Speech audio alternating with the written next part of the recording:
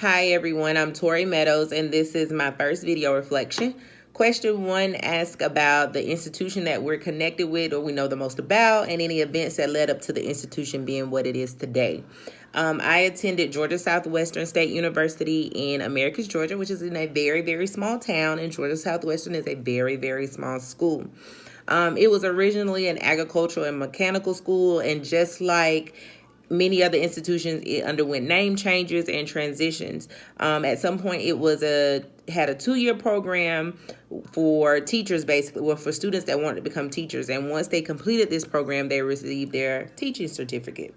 It then in 1964 became a 4-year institution, and then in 1973 it received some master's programs, and they now have Masters of Education, Masters of Business Admin, Computer Science, and many others. Georgia Southwestern because it's a small school, it's doesn't have a lot of heroic events or anything, but something that stands out to me the most would have to be that former President Jimmy Carter was and is an alumni of Georgia Southwestern and is very proud of it. From all students that attended Georgia Southwestern will all know this and will easily tell you that he was well known on the campus and well known by many students and faculty. He was from Plains, Georgia, which is about 20 minutes from Americus, but from learning the background of Georgia Southwestern, he did not take that commute like many other students did. He stayed on campus to make sure he received the full college experience in the dorms.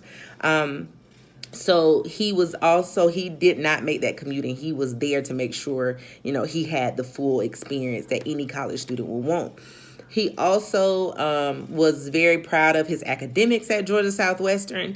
He would talk about how, and still does, talk about how he transitioned from high school to college and how he learned a lot from Georgia Southwestern before he attended Georgia Tech.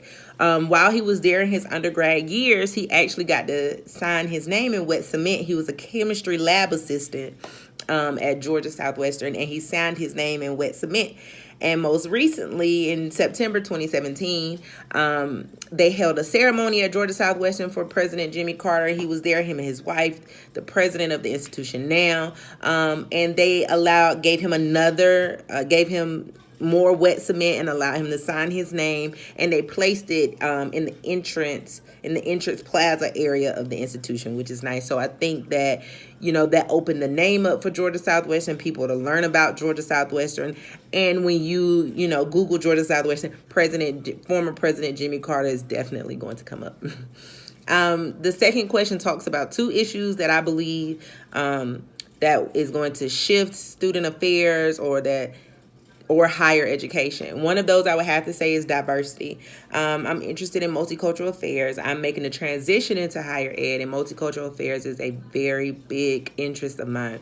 I do believe that although higher ed has gotten better to not focus on the majority, I don't think that that transition has been completely made, because we still have our students based on gender, race, religion, ethnicity, their sexuality. There are so many different things that are still an issue for those students, and that there are a lot of things that don't happen on campus for those students, and it's a lot of judgment that happens. And although I don't think we can officially stop the judgment, just making sure that these students are comfortable is a very big thing. The other thing that I feel like is a big issue is the cost of college, and these students realizing that they are different from other students that don't have the same struggles as them. I think this is a big issue, although I don't think the cost of college is going to go down anytime soon. I do think we have to find ways to support these students without them having to go into extreme debt, to know that they're supported on campus, to make sure that they feel like what they are doing is worth it. And then if we don't make these transitions soon, then we're altering our workplace that doesn't have diversity eventually for these students once they leave college. And then again, we find ourselves catering only to the majority. So there are some transitions that need to be made, and student affairs professionals as well as higher ed has to do something to make sure that these students are okay, and that they are comfortable, and that they are proud of what they're doing and don't think that they have to take a seat back. Thanks.